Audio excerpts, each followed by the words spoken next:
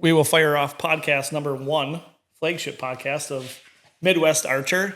I am your co-host, Mike Tracy. Along with me is Taylor Brissette. And like you said, we kind of had a dry run where we had quite a few technical difficulties of not cleaning up SD cards and bad batteries and bad commentary, nervousness. Yeah, so we checked all those boxes. We didn't drop the ball, but now we should be good. We should kick it. We can kick the ball. Right. Yeah, we should be good to kind of really get into it now of what an official episode 1, the Midwestarcher podcast. Excellent. Let's roll. So we've kind of come up with a few different bullet points of what, we kind of want to address on, well, it's just you and I before we get anybody else on. A few of those things, I'll just rattle them off quick of, you're a business owner. I'm a business owner's son. So how to develop a good schedule, and how do you get away while still also maintaining that business and make sure you get out in the woods and do what you like to do. Yeah, that's the hard part. Another one that we've talked about that I had spitballed, was whether or not you should be filming your hunts and what goes into filming a hunt. And because it's a lot more than what people perceive it to be. Yeah, and if it takes away from the hunt. Like if you're more worried about making sure you got a good footage of it versus I'm getting one shot at this mature 5-year-old that I've been hunting for 2, 3, 4 years or whatever the case may be. Exactly. And you pass it because it's not in frame or it's out of focus or you didn't hit the record button. So it's... Yeah, these are all things that I've done every one of them. Yeah. Also, you just went to a shoot. I've gone to a few different shoots this year.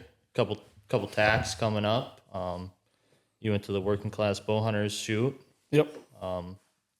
Couple shoots for my club here in Peshtigo. Hit on some of those coming up here, but another one that we kind of talked about that we really wanted to get into today was the score. Yep. Doing it for the score. Yep. What's it score? Exactly.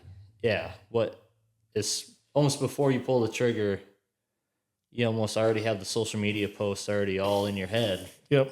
Of typing out the inches rather than taking the moment. And don't get me wrong, I'm guilty of it. In a sense, I always put a tape to all mine because I like to know. Right. But, we kind of get into this whole what's it score deal of, I think social media is... It's driving it for sure. What's drove that? Yeah, for sure. Everybody wants to kill that 180 or 190 or 200 yard mark or, in inch wise. And is it realistic where we hunt? A 200 is not even realistic. I've known them 0. Maybe one buck in the 170s in the last 10 years, maybe around here. Right. So that task of, what does it score? Does it take away from your experience of the hunt or, killing a 5-year-old deer here versus down south in the southern states? The way we say here, we are in northeast Wisconsin. And does that take away from, the maturity of that deer, the knowledge of that deer, just because it's still a 5.5-year-old deer, but it doesn't score 150. It scores 120, maybe. Oh, right. And that's where knowing your area, and don't get me wrong, they're out there somewhere around here. Had pictures of them on trail cameras and just cruising through, but for the most part, yeah, we're not. Yeah, there is good deer in the area. Yeah, in every area where you hunt, a good deer is different here than it is in southern Minnesota or Iowa or Nebraska or Ohio. It's every trophy class, even southern Wisconsin, Buffalo County. Oh, yeah, that's Southwest Wisconsin. Yeah, Southwest or even Central Ladysmith area down that Mississippi River. That section there, the bucks are bigger. It's got better genetics, better age structure. We have tons of public land here. I mean, there's a lot in Wisconsin to begin with, but it seems like there's a higher concentration of public land and hunters and small pieces. Back 30 years ago, there wasn't a 40 was as small as it got. Right. Now you have 5s or 10s with 4 people hunting on a 10-acre piece. So the hunters per square mile for this area is a lot. Oh, yeah. And it's funny that you mentioned the Mississippi, because this is kind of a theory that I've always had. And I don't know if there's any merit to that or not, or if it's true or not. But I think there must be something with that Mississippi River that must do either carries, I don't know if the mineral content or Absolutely, I think the same. Anything close to the Mississippi within, would you say even 80 miles each direction or 100 miles each direction? It seems like all of those counties that follow that Mississippi, those are all of your, say, Boone and Crockett entries, Pope and Young entries. Exactly. If you would do a map on the state of Wisconsin as far as entries, I bet you, like you were hitting on, I would say 50% of them will probably be within 100 miles of either side of that. Oh, and Buffalo County is the number one Boone and Crockett entries. For sure. Wisconsin's number one. So I truly believe the Mississippi is what it kind of holds that key to the bigger bucks. Right. Now, this is rumor that I've heard on that from farmers that I've talked to with hunting over in Buffalo County that have also hunted or farmed or had family that farmed in Marinette County, Oconto County. Their yields for crops are almost double in that Buffalo County region as they are here. Now, I've only heard that from a farmer that has farmed both or family with farming both. Yeah, even if you look at, even go Midwest, even look at Illinois and Iowa, their yields are 100 more than what we get for corn per acre. And you can't use growing season anymore because now they have 30-day corn, 40-day corn, 50-day corn, 60-day beans, 90-day beans, or whatever they have, but they have that figured out. So growing seasons are the same with structure of what plants you put in. Right. But I think just the mineral content, I mean, deer eat 80% of their food off the ground. So they're licking it, drinking it, all of that all the time. So whatever minerals in the ground, the deer are getting that. Right. And I don't know if I sent you the picture or not, but so in Michigan, I have a couple, I hunt cedar swamps and swamp buck, stuff like that. You know what I mean? But a couple higher points, I have some wooded plots with mineral sites, because I'm able to put bait out and whatnot in Michigan still. And where my mineral site is, 20 feet around that is lush green, because I throw a shade plot mix in, and everywhere around that circle of that mineral site is coming in nice and green, and then everything around it, and it doesn't have to do with more shade because that's probably the most shaded portion because it's underneath, a big, huge beech tree that holds its leaves for a long time. One of my favorites to hang a stand by, not in. By, not in. You're not putting pegs in it. No, I've made that mistake only one time. But, the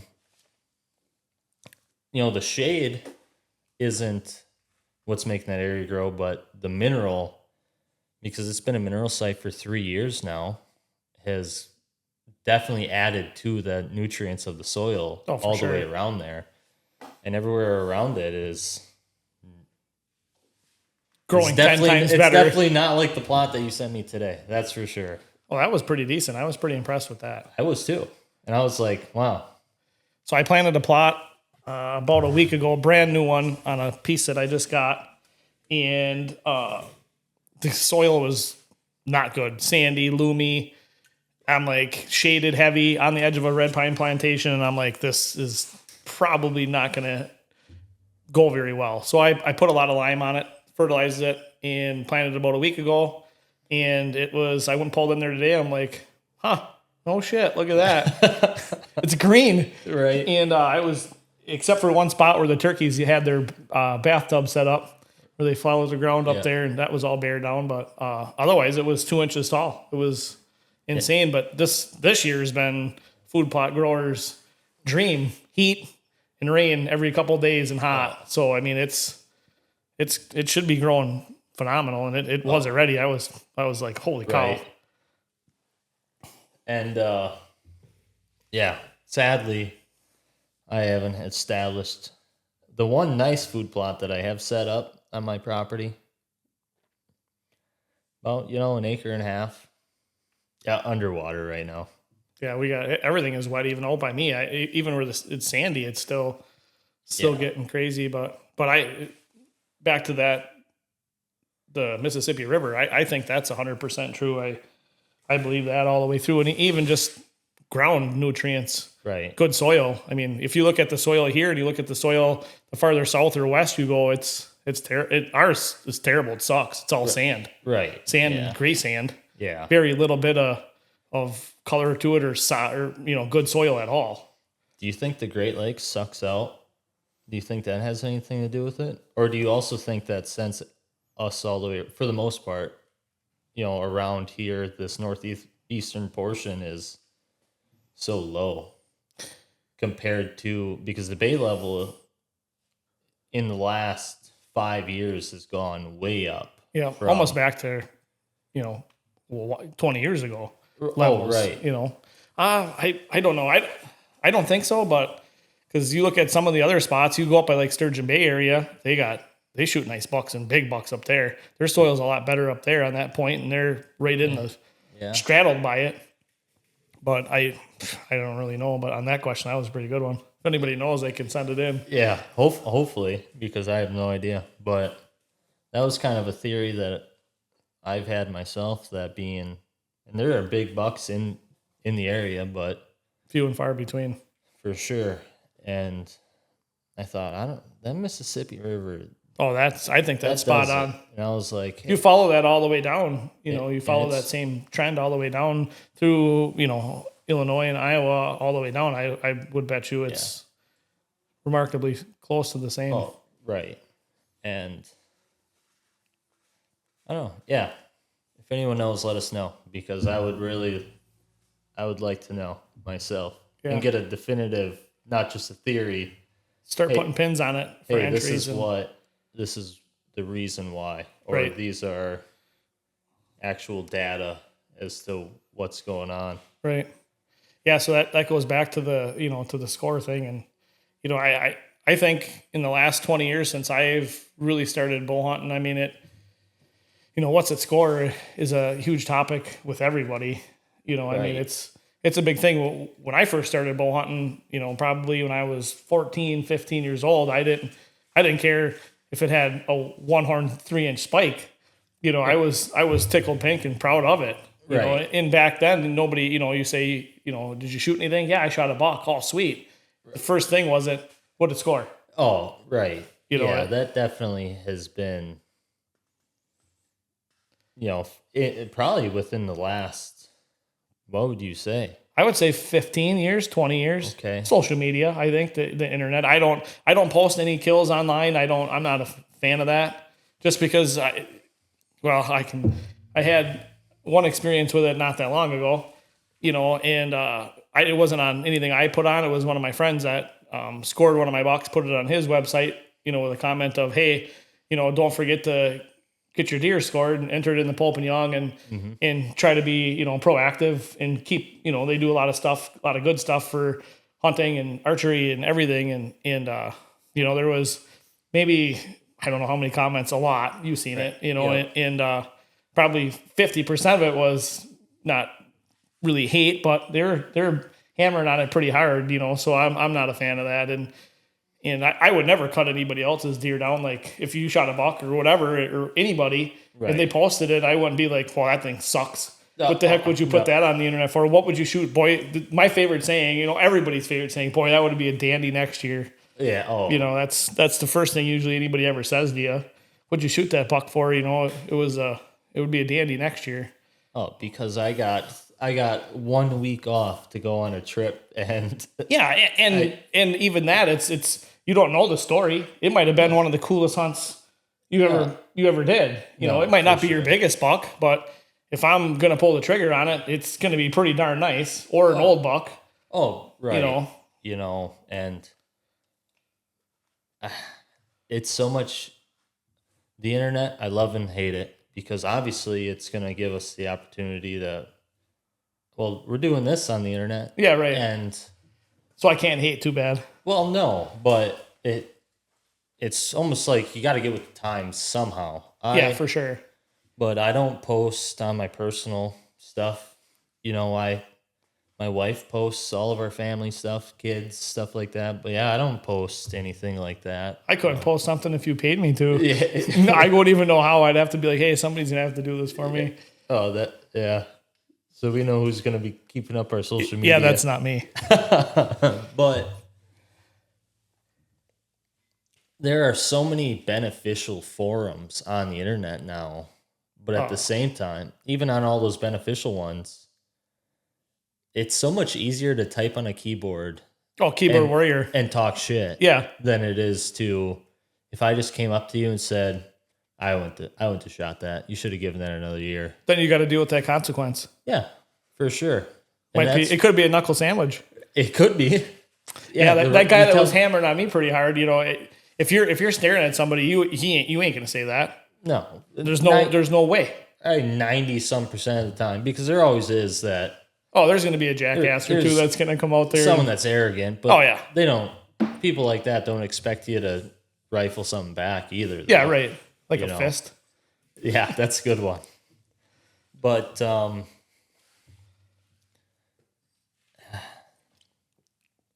that's where the whole social media thing, and that's the biggest part of, well, what did it score? Yeah, or for sure. Shooting for inches rather than age, maturity, a good hunt. Exactly. A memorable hunt. Yep. And you kind of have to take social media with. There's always going to be haters. Oh yeah, there's always going to be people that are going to troll you. Yeah. And people are going to mislead you. Yeah. Kind of just like fishing. No one will ever tell you where they went or what they were using. Yeah, for sure. But at the same time, there is so many useful tools now on the internet. Like, I've learned majority of what I know about bow hunting from YouTube and the internet, and just watching successful people, and then putting myself in places of getting involved with other people that are consistently killing. Yep. Killers. At least now I have bullet points to ask questions on. And because before, if you wouldn't even know what to ask. Mm-mm. Right? You wouldn't know, hey, did you rattle them in? Did you blind call? And the guy, I blind called them in, and you'd probably be like, crap, I'm going to have to look that up. I don't really know what he's talking about. Right? Yeah, what is that? Yeah, I'm not going to ask, what is that? I'll be like, oh, yeah, no shit. You blind call them. That's sweet. And I'm like, I don't have a clue what blind calling even is. Right. And then that's when he tells you, you got to go get the black rack. That's where it's at. The black rack is money. Yeah. And you're like Googling it. Unsponsored. Yeah. No, unsponsored. Yeah. Not a black rack fan, but, you're Googling it on Amazon, hitting the buy button. Hopefully you can... Amazon shipped that fast so you can get back out the woods 2 days later and start whacking some blackhorns. Yeah. I have never had luck with anything artificial. Yeah, me neither. It's gotta be legit. It's gotta be natural horn. Yeah. First rule of thumb is cut the brows off. Yeah. Oh yeah. It looked like a thumb like this. Yeah. Be all black. Especially your first time with a brand new set. That was I went out there. And especially if you have one like that one. I would never rattle with anything like that. That's a lot of business going on up in the tree. I've shot spike horns that were smaller than that. Yeah. But my first rattling experience was, so I went up to camp, grabbed a set out of the box because my uncle had all kinds of, he just cut the antlers right off, so he didn't care. Right. Yeah, I asked him and Oh yeah. I had said to him about getting I want an actual set of rattling antlers. I was like, you have a whole box full of. You're not going to miss one. You don't that I presume you didn't much care about. Right. But hey, could I turn a set of those into a set of rattling antlers? Yeah, go ahead. So I went and got a 5-pointer or something. Nice 14-inch wide 8-pointer. Oh, that's a dandy. Yeah, dandy. For over by Wallace, it's almost a mounter. So I got one like that mounted from Wallace. First buck. Yeah, I think none in here. Yep, that one right there is from over in Wallace. I would say mine's, see that second one in there? Both of that's from Wallace. Yeah, that's a Wallace buck. That's a Wallace 5.5-year-old deer. Right? So, yeah, I went up there, I cut the antlers off. No idea what I was doing.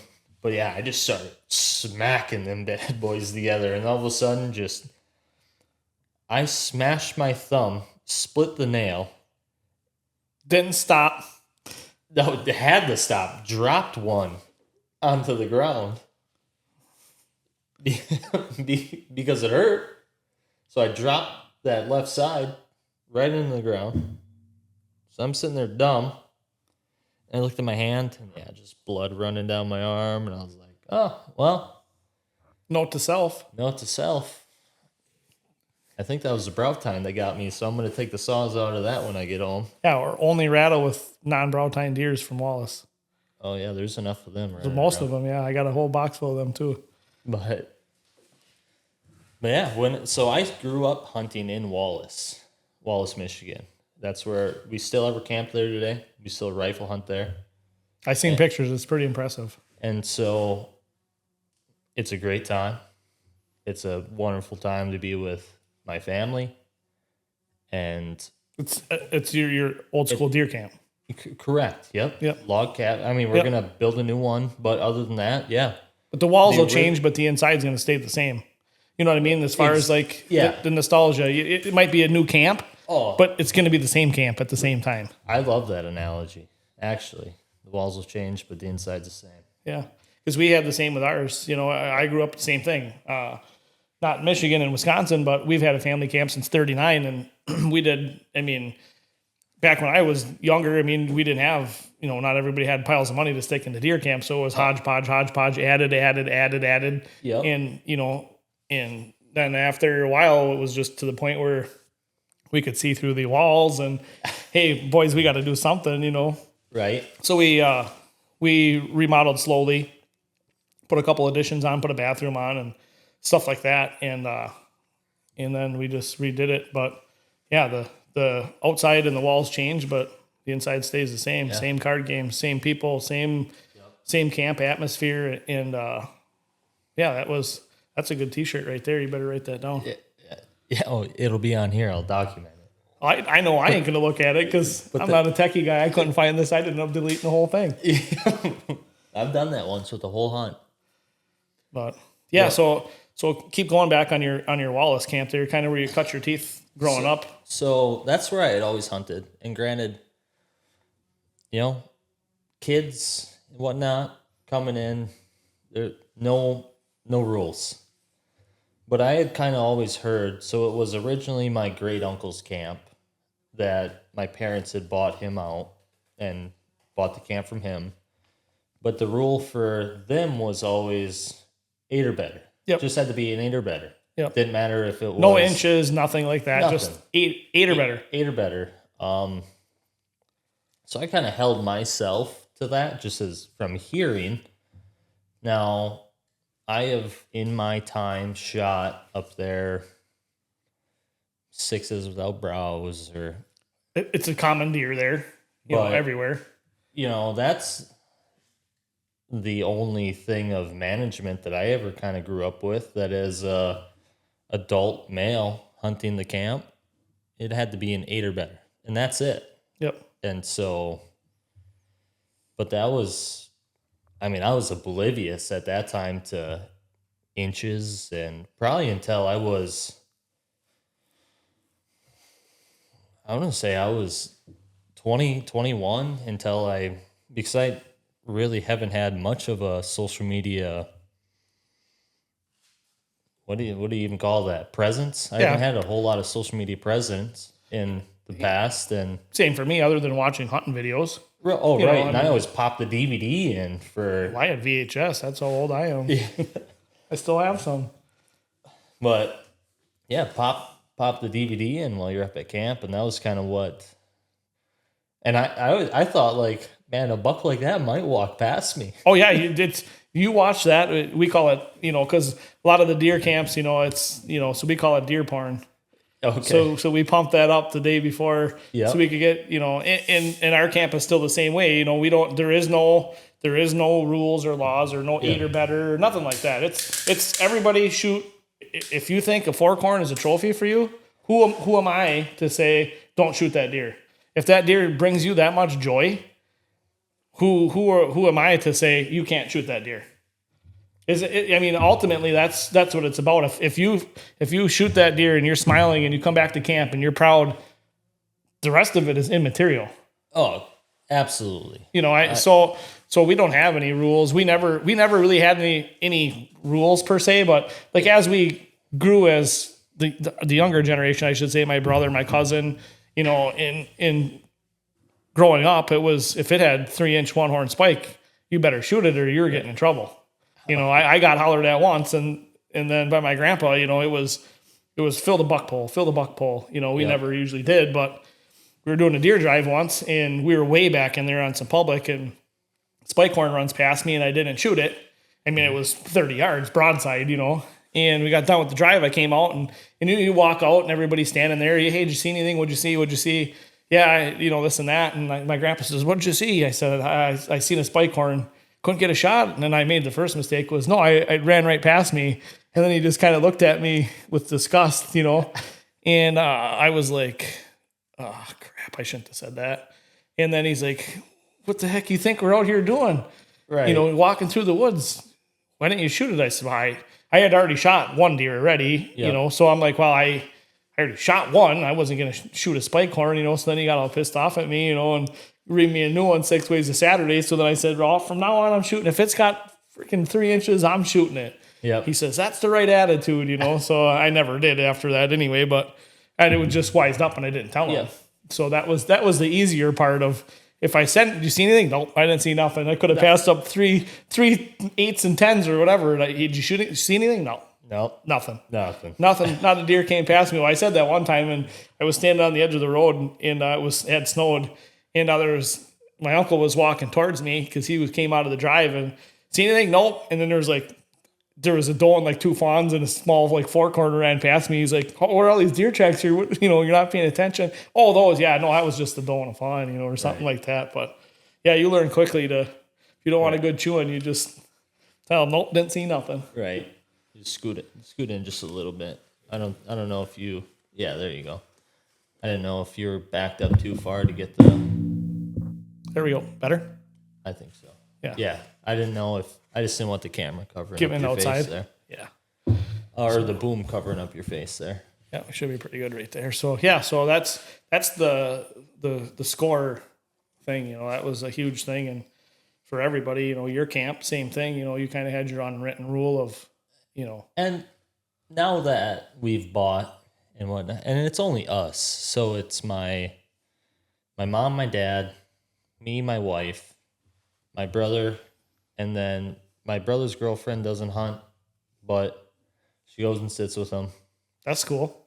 Or, my brother's girlfriend's sister has come up and I've sat with her, and now there's no rules as far as kind of shoot what you want type of a deal. Right. Kind of as us, the ones that are hunting, pretty regularly, or, myself, my dad, my wife, and my mom now. So for the longest time, my mom's biggest buck ever was a 6 with no brows. And then now she's kind of on the train of, well, yeah, I kind of understand that if you pass on some of these deer more regularly, that,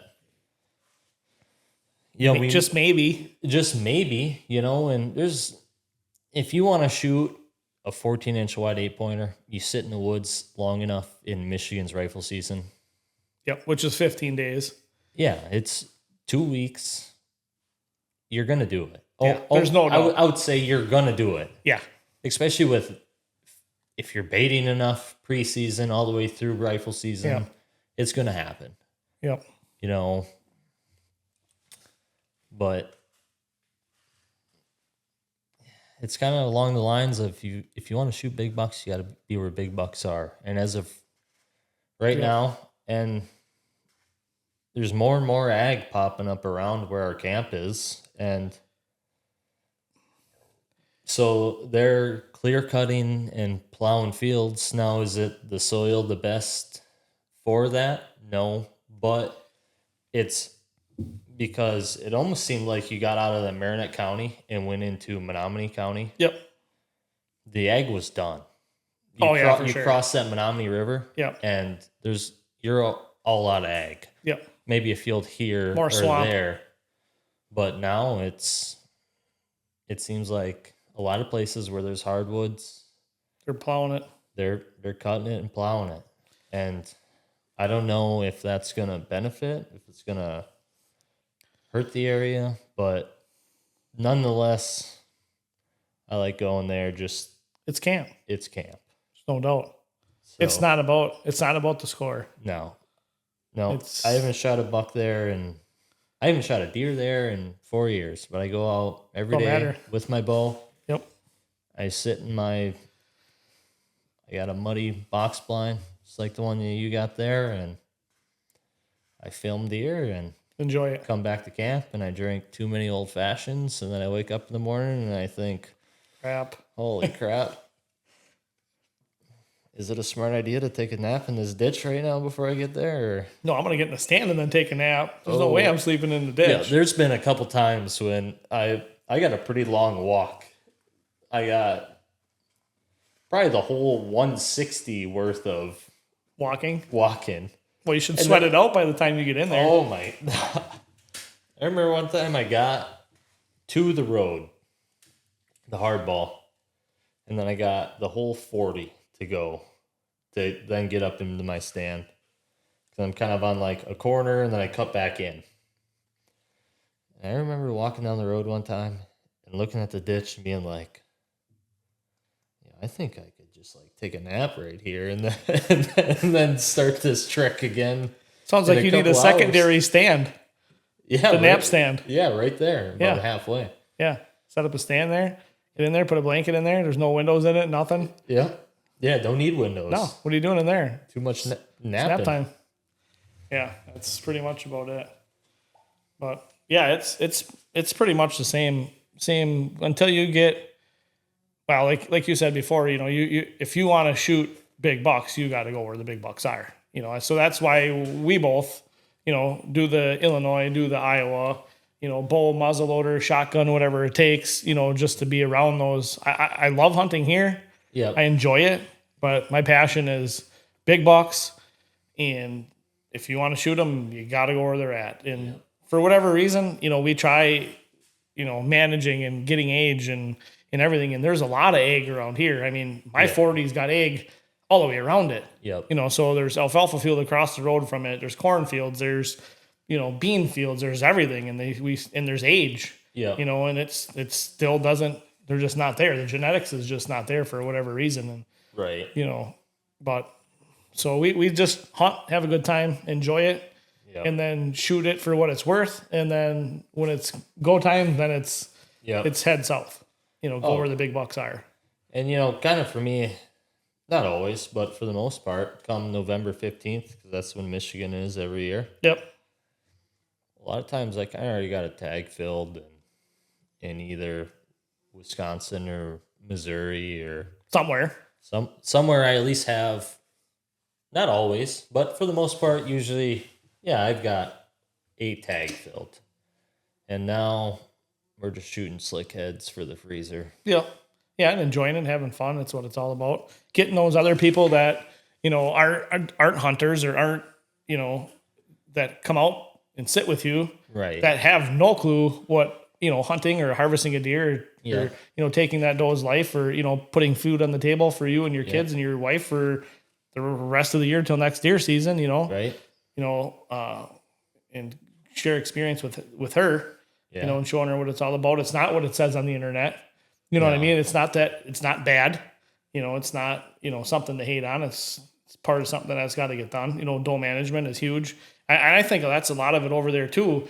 In Michigan and even around here, our deer herd is so out of whack. We're doe heavy big time. So I think too, a lot of there's so many does and there's a limited amount of mature bucks or good genetic bucks that, say you got 100 does and you got 5 mature bucks. Right. They don't have to move. They don't have the time to get all to divvy it up to get them all, because there's only a small window, 2-3 days when they come in estrus for the breeding. So they're going to get bred by something. Otherwise, the deer aren't going to keep producing. So, you know, that spike horn's hitting the jackpot. He rolled all 7s on the screen and he didn't get his ass kicked for one. Right. And then he just stumbled into a hot doe, and then he started strutting around. And then the big boy's laying down with one doe, and there's still 40 more that have to get bred yet. The good genetics only pass to 20 of the 100. Oh, right. So it's just one of them things where it just, you can manage and manage and manage, but at the end of the day, it's hard. Right. And that's where, like you and I have talked, we got to start doing a yearly, we'll pick an area. Yep. It'll be your area, my area, mutual friends area, and we get a good group of guys together and just go Doepalooza. Oh yeah, just start sending it out, trying to get that balance back where it needs to be to let those bigger bucks breed the majority of the does. Yep. So we can get those bigger ones, and not all of the mature bucks do have the genetics for that. Like my brother shot one over last or 2 years ago. It was we had it aged. It was 5.5 to 6.5. It was a 10-pointer with a 15-inch spread, and we didn't score it because it didn't really much matter. But if I was to guess, it was probably 110. Yep. At as a 5 to 6 year old deer. Yep. It ain't getting any bigger. Oh no. 1-inch brow tines. Typical.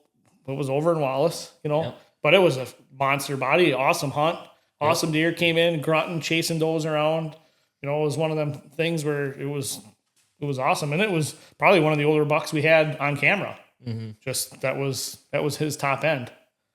And I wish I'd have gotten a buck that I shot probably 5-6 years ago now up in Wallace. This is the last buck that I shot up in Wallace. But 16 and 5/8 wide, and nice, decent 8-pointer. And then my guess then was, I had thought I'd measured a lot of the rack for age-wise. Yep. Being naive, I don't know, but he ended up scoring like 113, 114, something like that. I don't know. It's been a long time since I I don't write it down. Gotta get the rackulator. Yeah, I got 2 of them. Really? I've always my father-in-law and I both have one. Does it work? Yeah, I mean, it is nice because as long as you do it right, as a learning curve. But you kind of start right at the base, you kind of roll it along that tine, and then rather than pull the tape out and hold it, pull more tape, hold it. Yep. So you got to get what's that tape called? The tape you put on there, and it has the numbers all right on it, and then when you get done with it, that's your final score. Oh, yeah. I used that on a North Carolina buck. Really? Once, yeah. And For the most part, yeah. It's just funny. I can't remember the name of it, but I think the label just said scoring tape. yeah, could be. But one of them has a name to it. I can't remember.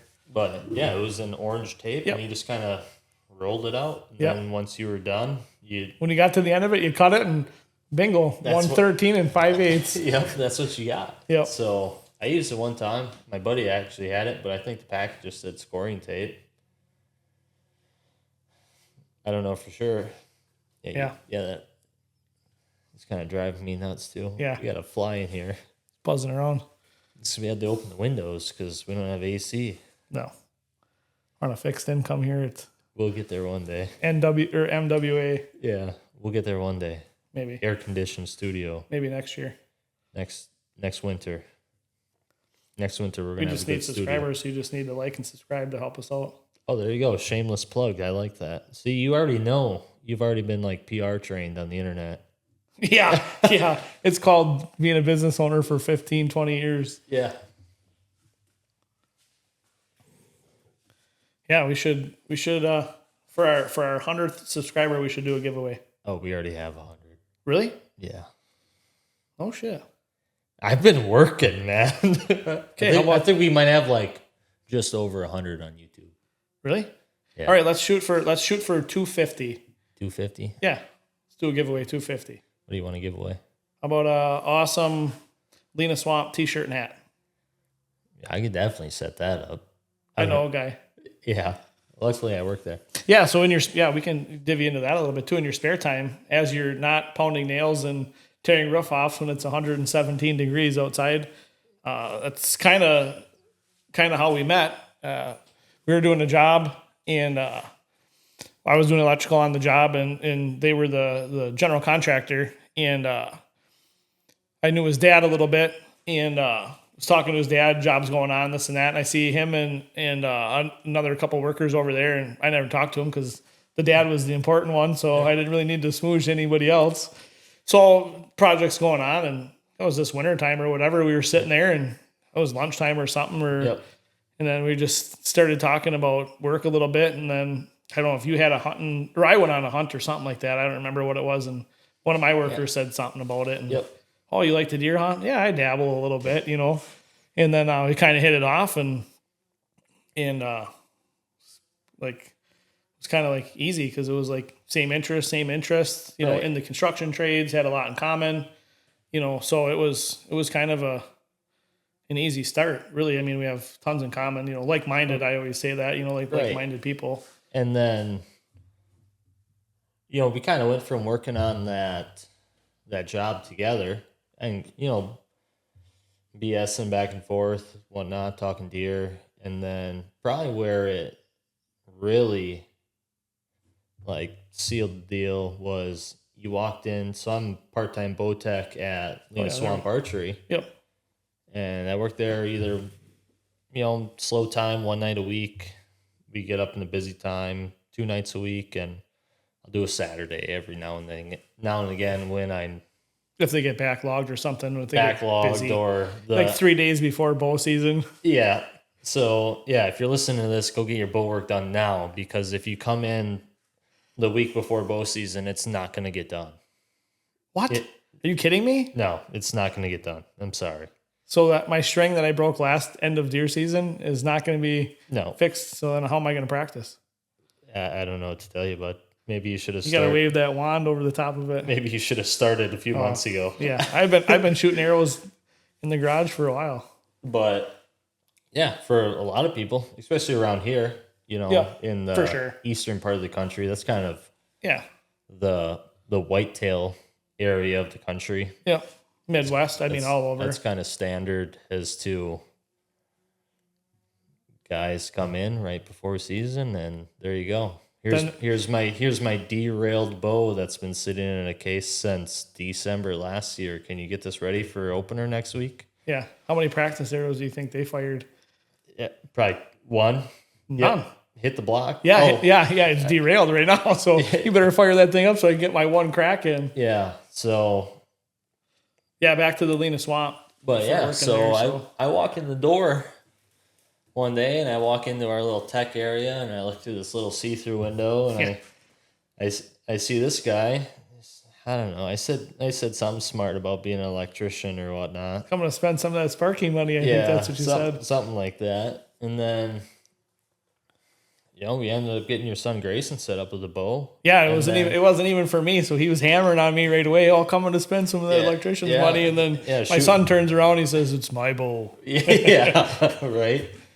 And,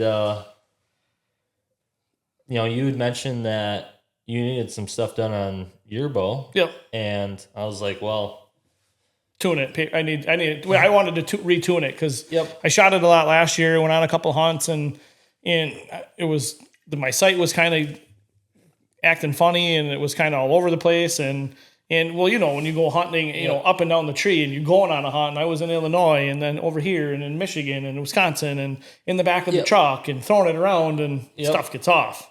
Oh, and even just if you shoot your bow regularly, I check my bow probably once a month. Right. But I also shoot my bow probably 1,000 times more than, say, your average bow hunter for around here. For sure. Just as much as your avid guy everywhere else, but you should be checking your bow over. And if you don't have the means to check your bow over, bring it to your reputable shop or a friend or know somebody that has the means to check it over and knows what they're doing. Yeah, and your local bow shop does. I mean, for the most part, they can say, "Hey, we don't do that here. Right. We'll sell you everything. We'll help you the best we can, but we don't have time, basically." I mean, that's the big part. It takes forever. Around, especially, Lena Swamp. I mean, that's for our area here, that's your big shop. Not big shop, but that's the shop. It's the only shop. It's not the only shop. All the way up to, I would say... Echigo, there's a shop. Oh, yeah, that's right. Yeah, But... he doesn't have an archery range inside, though. Yep. He does? Yep. Oh, kidding. Yeah, Bill's got a 30-yard range in his shop. But your popular shop, I mean, not to hate on anybody, absolutely not. Right, absolutely. I still talk to all the shops in the area just because of my main interest. My main interest is I'm the president of a bow hunting club. Yeah, stay neutral for sure. With a 3D range. Yeah, right. I don't care where any of my members shop. Yep. It doesn't matter to me. I don't care, so I make sure I'm on good terms with every single shop. Well, but I just so happen to work at one of these shops just because of I wanted to learn this stuff because I had dreams of starting my own shop. Where's the volume of the bow tech work going to? Right. It's going to Lena Swamp. Right. And by you mean learning that stuff, what do you mean by that? Like, break it down a little bit. Get my hands on as many bows underneath a knowledgeable tech supervision at first. Leading you in that, showing you the ropes, basically. Showing me the ropes on as many bows as I can get my hands on because there's no shortage of bows to work on there. No, you got a pretty good selection of bows hanging in the workshop. Especially come, late August, September. Oh, yeah. We're going to be hammered. Yeah, there's no doubt. And it's the same every year, so it's not a surprise. No, and that's just par for the course. Well, it's human nature. You're just like anything else. You're not gonna go and fix that bad tire until it starts falling off. For the most part, for the most people, majority of people, yeah. I mean, yeah. So now people are starting to, now everyone's golfing and fishing and doing all this other stuff. Who's thinking archery like a day like today when it was 89 with 1,000% humidity and you're sweating just sitting here? My beer is warm. Yeah. Right. So I mean, who's thinking archery? You know what I mean? Like it's just you got other things. I'd rather go swimming or something like that than think about archery. But that's what gets you to that spot where, well, then if you didn't think about it, don't bring it in 5 days before season and expect me to get because you waited till the last minute. Yeah, it's not going to happen. There's no way. Because there's now also 25 other people that need work done on their bow. Yeah, right. And don't get me wrong. Everyone there, myself included, even being a part-time bow tech, I'm going to do absolutely everything I can to make sure that you are ready. But hey, you might be standing around for an hour. Yeah, and right. hey, if you want, leave me your bow. You're number 6 in the queue right now. Yep. Come back in an hour and a half, and hopefully I'll be to the point where either I already started resquaring, retiming, Yep. you know, D-loops, whatever it is. checking Yep. your sight over first, second, third access, doing all this, whatnot. And who knows, maybe when I'm done, you know, you might come back after the fact, but at least then, hey, I'm sorry for the wait, but you were simple. You waited. All you needed was a quick check over. You're good to go. Here you go. Yeah, for sure. But yeah, if your bow is, if you broke a string or derailed your bow and you got serving separation real bad or cut strands. Or even look at my bow. I mean, look how long that took us to, I mean. Oh, right. Yeah. I mean, you're shooting a V3. Yeah, Matthews V3, yep. Or V3. Yep. Because you got the 27-inch Yep. V3. So I went with a little shorter bow just because, you know, movability in the tree. I like to keep it tight and just, I like to get in some brushy stuff. Yeah. So, I mean, we monkeyed with that. I mean, we were bushings and top hats like crazy. I mean, we had anticipation of going out in the yard and shooting before dark, right. You know, trying to just go outside and plunk around, but it was pushing 3 hours for just mine. I mean, and that's how sometimes it just, not every time are you going to go into it, shoot that arrow through paper, and you're going to shoot a bullet hole, you know? No. And especially with, you know, I'm so glad Matthews got away from the top hat deal, and now they have limb shift technology. That's why you got to get me a nice rolly chair. Yeah, I won this. Well, win me one. I got one in the office, but it just I need a new one. But they got away from that now finally. But yeah, I mean, you're taking a whole bow tear down. Yeah, and right. If you're not careful, well, you get a untwist in a cable or something. Now you're out of time, and so out of square. Everything is whacked up. Yep. You know, and then you try to get back in time, and you're adding twists to cables to catch up, and now the more twists you add to cables, well, now your draw length is a 1/4 inch longer than what it used to be. So now you're not comfortable, you know. So there's a lot to it. There's a lot that goes into it sometimes. And I'm not saying I haven't been in a bow shop or worked in a bow shop for my entire life. Right. I have been a diehard archer for 4 years, and I've been a part-time bow tech for 1 year now, you know, but I've done all my own work for 2 years. I made a lot of mistakes on my own bow. That's where to make them, not on mine. Yeah, right. You know, but yeah, so I mean that's kind of how we came into this. Yeah, you know, right. There, and then coming back to that, and I said to you like, hey, you know, we're busy at Lena Swamp, or Lena Swamp is busy a lot of times, so I have all of the means to do all of this at home. Yep, the paper tuning. You know, I have the press, the bites, the draw board, everything of the sort. Just come over to my place, we'll tune up your bow. And then we had talked, podcasts, and here we are. Yep, a couple bush lights. There we go. I got to take a break real bad. Yeah, we can take a pause here. We'll come right back. All right, let's get back to right where we started, where we left off before our break here. So we were just diving into the how we kind of got to where we're at spot. And just you're the bow tech at Lead Archery, and that's kind of how we clicked, I guess, if you would want to call it that. Yeah, I mean, guys that enjoy not only hunting, but, you know, there's hunters, then there's like bow hunters. That's kind of probably your next group of guys, and then there's your avid guys, you know, and coming to find out that both you and I, avid guys, put a lot of time in. Yep. Do our work. Same everything. Vision, you know, want to. Yep. Chasing that 170, you know, I mean, honestly, I mean, I hope for that. Yeah, right. Absolutely. I'm also very young in my career here, you know, so my last year buck, That was a nice buck. 130 some inch 8-pointer. And when he came in, I instantly grabbed the bow. So that's why Yeah, game's over. that's why that was the buck for me. Because as soon as I watched him running in to the commotion to the north of me, Right. I saw him, grabbed my bow off the hook, and yep, that was it. And that ties in right to our main thing that we were talking about tonight was what did it score? Yeah. Didn't matter. You weren't thinking score at that time, right? No. No. Absolutely not. Didn't care. Yeah. I didn't even know how many points it had. Yeah, right. I came in, a nice, wide, tall buck came running in. No brainer. That's what I like to call it. Yep. I pulled my bow off right away and made it happen. Yep.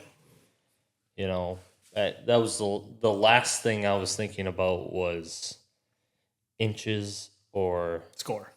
And last year I'd kind of taken a year off from filming my whitetail hunts just because I needed a little bit of time to reflect of the whole filming thing, and we'll get into that. That's probably a whole nother episode in itself. Yeah, for of sure. The podcast of Absolutely. the filming versus not filming because Oh, there's a lot of avenues to go down there. So absolutely, and you're thinking about trying it yourself. yeah. So we'll get into that in another one, and I'm definitely not the guy to go to for the information, but I'll just go on the internet. That's my favorite spot. right, yeah, there's plenty of guys. You might get one or two that'll tell you the right thing. Yeah, I've heard of a couple guys. Like the guy's name is Bill Winky, I think, is one of them, and he does a couple. I'm not sure. I don't know who that is. Yeah, you are a young endurer. Yeah, I don't know who that is. So Never heard of him. I'm sorry, but I haven't. For real. Really? Yeah, I don't know who that is. Bill Winky? No. Okay, I'm gonna give you homework. Okay. For next one. I want to because that'll be a great one for tying in. I'll come back to the next one with all the information that I came up with. You will never be able to get all the information from now to even if we do a podcast in 2 weeks, you will never get it all. Dude's like the god of whitetails.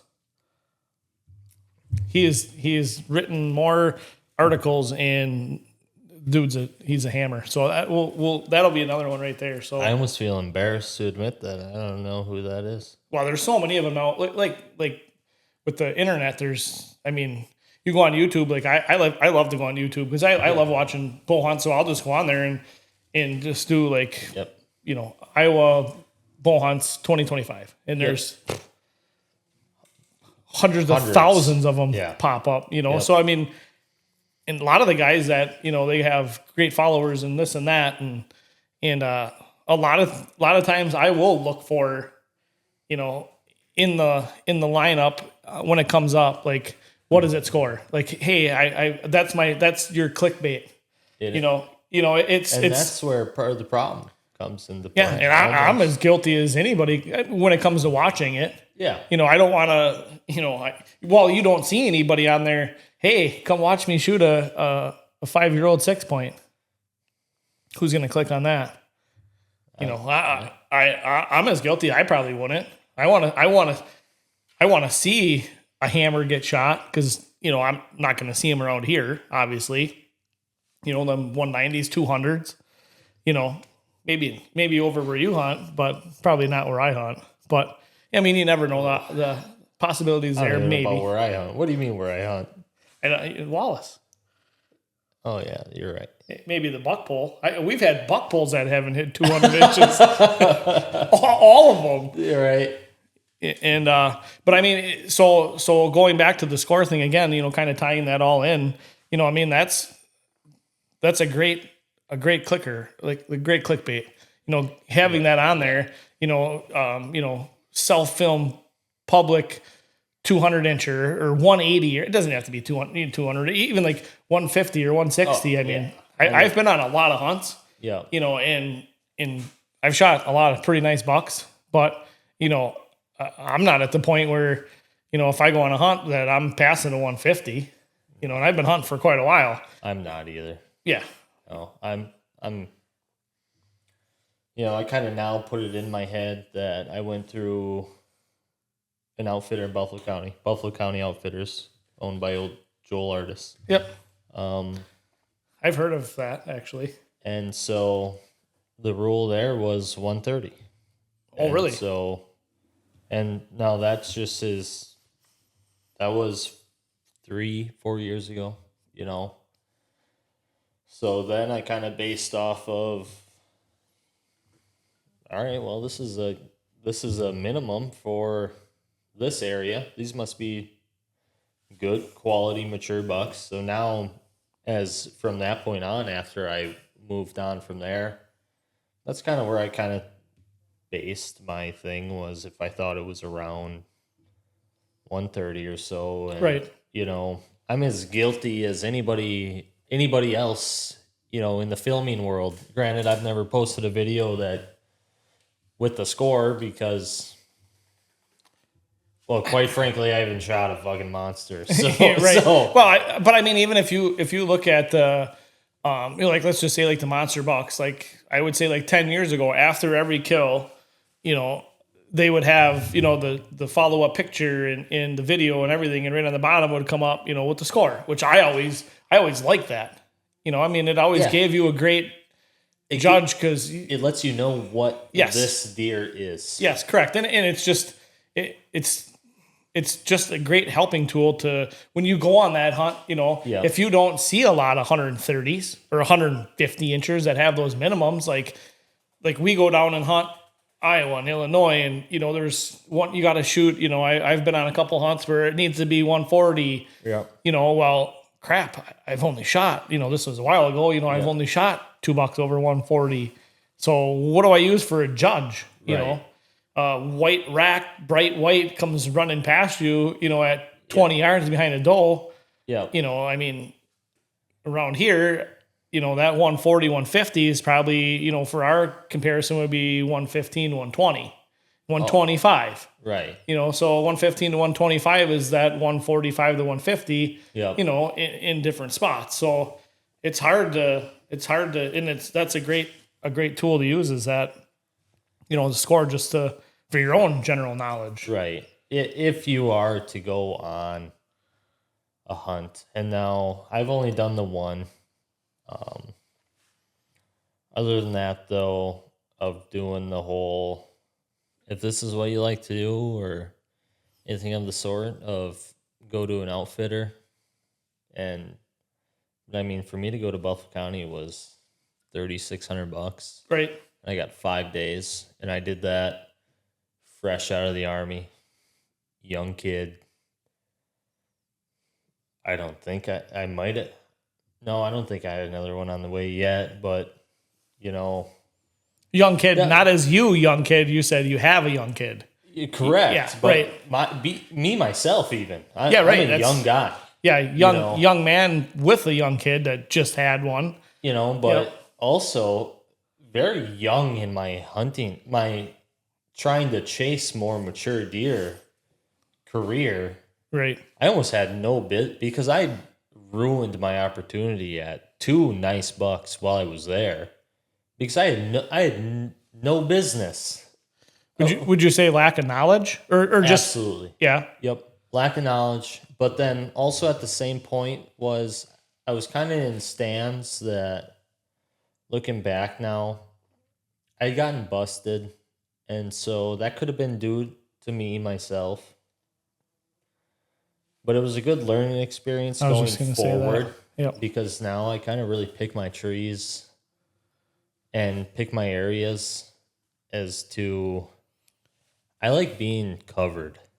I like being almost, my ideal setup is sitting on top of where a branch comes out full of leaves and I got a branch above me or a branch behind me. I almost want to be undetectable. Yeah, like, for sure. I would much rather close off a couple shooting opportunities to have cover than I would like to be wide open. Yeah, for sure. So, and I understand why they do this as an outfitter, because Wisconsin, we allow crossbows. So you need to accommodate these stands to fit everybody. Yep, for sure. And so I absolutely, if I was an outfitter, absolutely every one of my stands would accommodate everyone. You don't know if this guy's left-handed, right-handed, crossbow, anything. The stand needs to suit the average. Correct. Or not the average, but everyone. Everybody in general, cross flats, a bull hunter. Correct. Yeah, it's got to do a bull hunter. And so you don't know what that person is going to be. Right. So that was a good learning. It was an expensive for me at the time. Right. There's going to be guys in here. I hope there's guys in here that listen. Episode 1, so we might get 10 listeners, but whatever. I got a lot of people. There's a lot of buzz. Yeah? Oh, yeah. Oh, good. Yeah. Good. At least 4 people I heard today asked me when it was coming out. Oh, good. 4. Yeah. Well, with my family included, we might hit 10. I didn't even count that.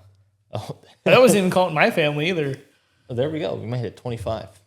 Well, if you get 250, whoever that 250 is Whoever it is, or are we going to do just spin the wheel on all the subscribers? what do you want? Sky's the limit. We can spin the wheel. Once we get to 250. Let's spin the wheel. Okay. And we'll give out. Let's give out. So it's got to be something that we can send. Yeah, right. Yeah. So we'll ship out a T-shirt Yep. for Lena Swamp. Yep. That's where I work. That's where you and I kind of really sealed the deal Yep. and bonded additionally on to get to where you and I are now. Yep. And we'll do your choice of Grim Reaper broadheads. Oh, yeah. I'm a huge Grim Reaper guy. I'm a fan of Grim Reapers. And That would be the carnivore. the carnivore. Carnivore. Yep. I shot a pig with that this year. And then a T-shirt. Hopefully we have our own T-shirt by then. Yeah, that's in the works. We're working on that. If we get, Let's get something figured out. We better hit a 250 before we come up with some shirts. Because I'm just telling you, because that would be pretty. Because it's going to take a while to come up with some shirts. But we got a really sick picture. We got an awesome logo that hopefully that we're working on here pretty quick. So that's coming. But let's do Alina Swamp shirt, and let's do your size. Yep, your size. Message us. Let us know what it is. We won't. You'll contact the winner because that would take more computer savvy. I can click and send emails. I can do that. Let me handle that. Once we hit 250, we'll do the Lena Swamp shirt. And a pack of Grim Reaper broadheads. Yep. All right, sweet. That's a pretty good deal. And if we got our T-shirts out, We'll throw a shirt in there too. we'll do a shirt. Maybe For sure. maybe some rack tape. Oh, yeah. Score tape. Score tape. Score tape. That sounds like a good idea. I don't even know where we at. What were we just talking about? I have no idea. That's the best part. Couple of freaking jabronis is what we got going on here. So Yeah, so we were just right back to what we were talking about. We're still on that. What does it score? Like the score. So I mean that's in nowadays, like you were on your hunt. I know what I. Yep. You know, Yep. Sorry, my memory is getting bad in my old age. late. Yeah, something like that. Hey, but when you go on those hunts, like you were saying, like you're on that hunt and had 130 minimum, didn't really know, but it was you're saying you didn't belong there, but No, at the time I did not belong on spending $3,500 on to go and some guys it works out for them. Not me. I'm not that guy. There was a guy in the camp that showed up, and when he gave us a little briefing and whatnot. Yep. And then he had then said about how everyone has a tag for Wisconsin, right? One guy said no, you didn't even know he needed a tag, and that's a guy that shot a 160 something. Yeah, that's a whole nother podcast here in itself too. You know what I mean? But Yeah, But like that's the guy. that, just as naive as what I was. Right. Had no idea. He was just right stand, right time. Yeah, right. But He tripped into it. I Literally. at the time thought I knew way more. And only being 20 something now, I'll look back now when I was 20 something, when I'm 40 something, and be like, you didn't know shit about being in the woods. You know what I mean? Yeah, I know exactly what you mean. Yeah, there's and you can say you didn't belong there. It was an expensive hunt, but that's a hunt that you will take valuable lessons out of for 25 years. Look at the stuff that you learned already. Planning tree stand placements and Yep. And you might not have been successful punching the tag, but right. No matter what, there was still a successful stuff that was just learning, and that's what it is. I mean, you talk to anybody, right? And don't get me wrong, my group alone of 4 guys, and I had a phenomenal time there. I had a phenomenal time in camp with everyone there. I had a phenomenal time with the group that I was with. It was an awesome experience, and I wouldn't take that away because that's what it. Yep. That's the 90%. Yeah. Of hunting for sure. The meeting the people, the letting the arrow fly is the 10% of hunting, and that's where I think so many people are out of tune with hunting nowadays. Yeah, they're just losing touch with that. Exactly. The 90% is exactly how you and I met. I went on a hunt with my dad, a best friend of ours, and his father-in-law, a very good friend of ours as well, and had an awesome time. Yep. And both my dad, the father-in-law, killed my buddy, who I'm trying to get him on here because it's a phenomenal story of unsuccess, right, of a monster buck that I still send him. I know what you're talking about now. We won't name drop. No, we'll get him on. But so we went 75% shot opportunity. And my group of 4. Yeah, that's 3 of the guys let an arrow fly. And I just happened to be the one that did it. Yeah, right. Yeah, so absolutely was I not downplaying my experience at Buffalo County. And actually I would highly recommend Buffalo County Outfitters. They put on a phenomenal show.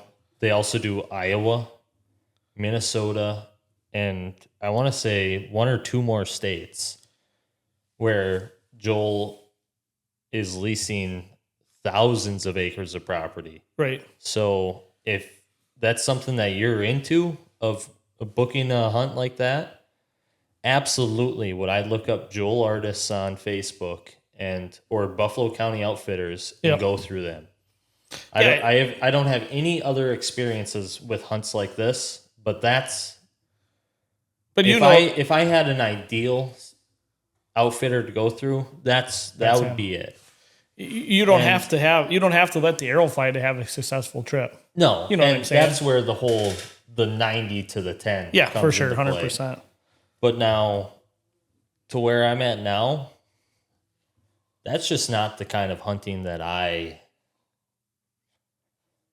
can do a lot of trail cameras, stands, and anything else for being successful in the woods.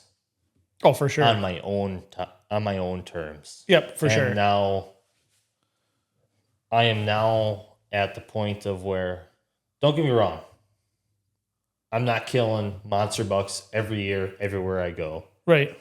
But I've kind of gotten into the groups of people now that are giving me some knowledge and information to make sure that I'm at least a little more knowledgeable in the woods. Yep. To where I think I would rather take my time and either lease my own Yep. or, that might not even be anything that I'm super keen on now. I'm Right. currently leasing land with my father-in-law, and it's awesome that I get to take my wife and father-in-law here, and we've had good success here Right. also. But now I'm kind of looking at like, hey, I know a couple guys that are Doing better than lease land on public. heavy hitters on public land, Right. and they're doing it in multiple states a year. Yeah. It's no accident. No, it's not. It's not that they're killing big bucks for a reason. Yeah, right. They're not giving you answers to the test by any means, but they're giving you a study guide, just trying to lead you in that right direction. They're not trying to dropping. They're making you figure it out. Oh no, they're not dropping me. Yeah, they're not. These guys are pretty exclusive. Yeah. I'd like to think that I'm pretty good friends with these guys, and they're not dropping even pins. Well, you're not asking either, because that's not one of them. Yeah. Or even I don't even know what counties these guys are hunting in. You know? But it's not all about you have to have the right setup no matter what spot you're hunting. And every buck is different. Yeah, 100%. That's the part about the bow hunting for mature bucks that's, one, extremely frustrating, but two, when it pays off, extremely rewarding. I don't know how much more rewarding of a hunting experience you can have as to going in on public land, finding a mature animal, and outplaying that mature animal, right, and sealing the deal on a mature buck. Yep. Then, it's awesome to kill a monster buck going through an outfitter. It's awesome leasing land or owning land that you kill a mature buck on. Yep, for sure. But I think it's even more of a, hey, I can't plant a food plot here. Right. Hey, I can't, in this state, I can't throw corn or a mineral site or anything. I'm not on a permission piece, Right. I had to look at the map. I had to get a general area where I thought deer are moving through. Yep. You had to put the pieces together. All of it. I mean, and that's where I think the public land is. Did I just... No, we're good. Oh, we're good. I just put my foot on our mixer here. That's where I think not only is public land so rewarding and challenging, but the great thing about it is it's accessible to everybody. Yeah, for sure. And one thing that I'll touch on too that you did was like that public land portion of it, like the land that, let's just say that, for instance, like the one I have, right? I'm running, trail cams and doing this and doing that and putting food plots in, and I don't have any bucks. I should say I don't have any bucks. I don't have any mature bucks that I want to shoot. Yep. So public land, I can take my stand down, I can grab my cameras, and I can go 40 miles away. Yep. And I can get myself set back up and go again. If I have a 40 acres or 100 acres, right, I'm locked into that. I'm not, I can change spots on my 40, but that ain't 9 times out of 10. It's 40 acres. I'm running 6 cameras on my 40 alone. Yeah. I got 2 going right now, 2 on mine in the kitty corner, and it's not impressive. One day, I've had 140s walk through, whatnot, that I've gotten on camera in daylight, but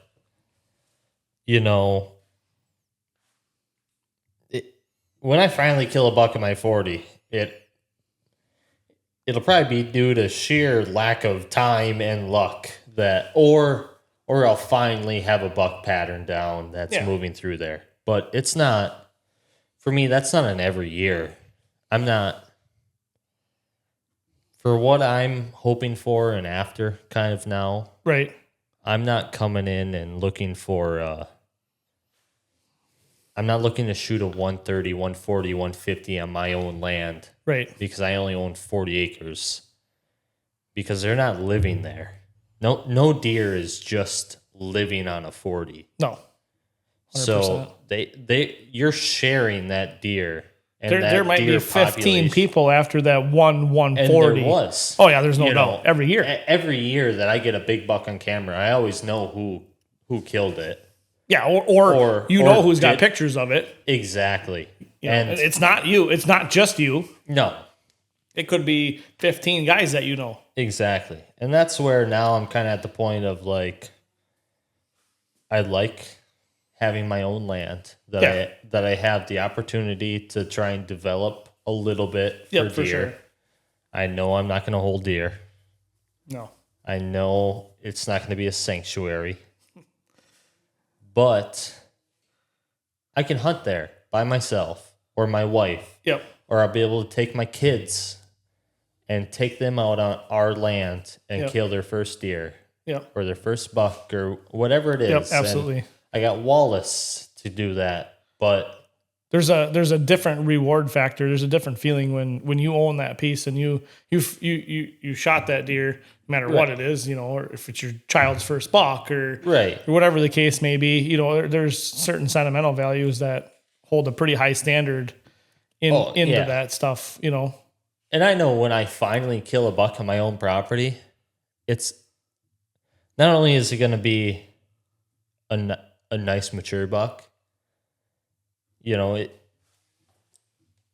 owned this 40 for 5 years already and have yet to kill anything on it. And that's that selectiveness in it. Yep. I am a believer in, whatever. This is the kind of hunter that I am. Yep. I'm a believer in let them go, let them grow. Patience pays off. Exactly. On my own property, I'll eat a tag. Wisconsin's the lowest price tag. Yeah. That's fine by me.